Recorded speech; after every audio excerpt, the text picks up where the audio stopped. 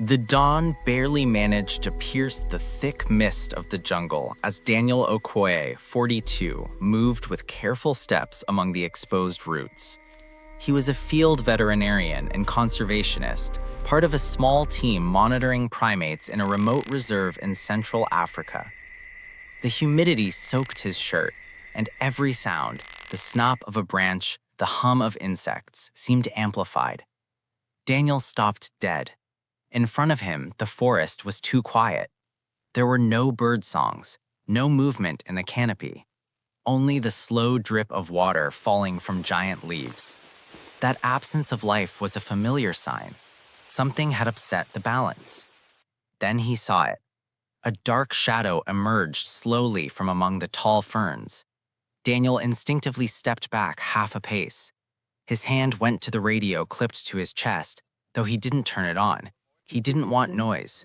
Not yet. Stay quiet. The figure advanced a bit further, and the filtered light revealed the unmistakable outline of an adult gorilla. But it wasn't a normal appearance. The animal walked irregularly, leaning more weight on one side. Its fur was soaked not just by the jungle humidity, but by dark, dried blood staining its left flank. Every step seemed to require an enormous effort. Daniel held his breath. Gorillas rarely approached humans like this, much less alone. The gorilla advanced until it was about 20 meters away. It stopped. Its chest rose and fell with deep, ragged breaths. It emitted a low, guttural sound, not a threatening roar, but something more muffled, almost a moan.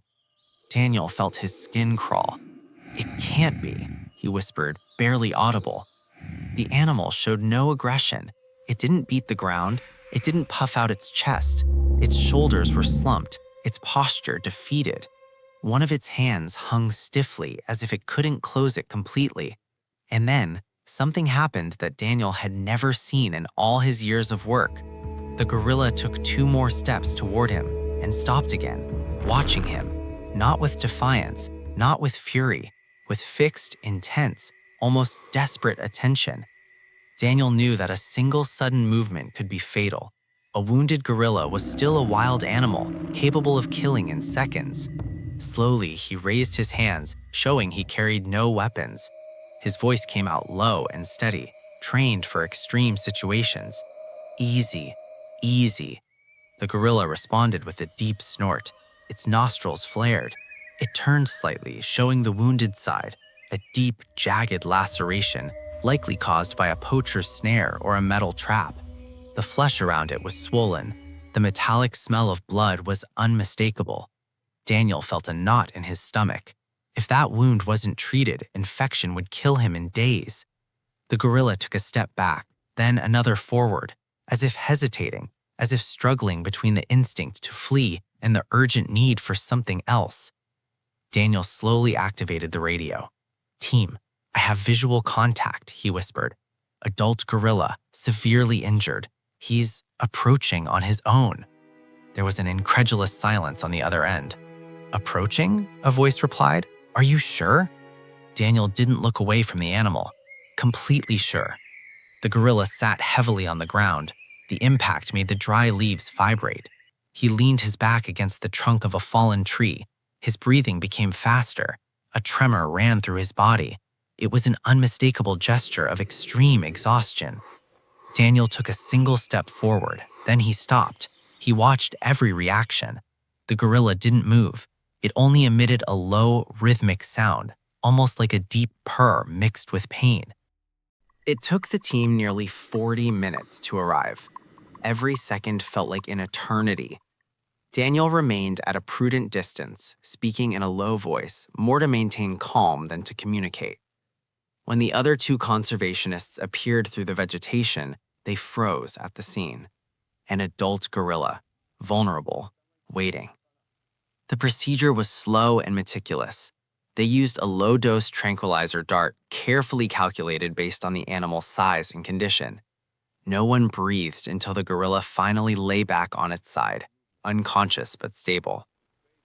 The wound was worse than it looked. The metal of the snare had cut deep, damaging the muscle. There were clear signs of infection. Flies buzzed around. The team worked against the clock, cleaning, disinfecting, and removing dead tissue. The smell was strong. The jungle seemed to watch them in silence. Throughout the process, Daniel couldn't help but notice something unsettling. There were no other gorillas nearby. No vocalizations from a group, no movement in the canopy. This male had been alone, perhaps cast out due to weakness, perhaps a straggler, or perhaps he had made a desperate decision, moving away from the group so as not to put them in danger. After hours, the wound was sutured, long-acting antibiotics were administered. The team retreated to a safe distance, waiting. Can you pass the syringe? The gorilla woke up slowly. He sat up with difficulty, disoriented. He sniffed the air. He saw the humans and did not attack. He stood up, staggering, and took a few clumsy steps into the thicket. Before disappearing, he stopped. He turned his head slightly toward the group. It wasn't a human gesture. It wasn't an emotional look. It was simply a pause. Then the forest swallowed him. Weeks passed. Daniel and his team checked camera traps, tracks, and indirect signs. There was no certainty of survival. The jungle gave no easy answers. Until one morning, one of the cameras captured movement. An adult gorilla with a visible scar on its side. He was walking firmly. Months later, another image.